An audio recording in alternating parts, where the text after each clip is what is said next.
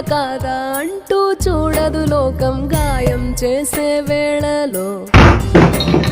కళ్ళు చెవులు లేని మనుషుల మనసుకు నిజమే చెప్పేది భాషలో.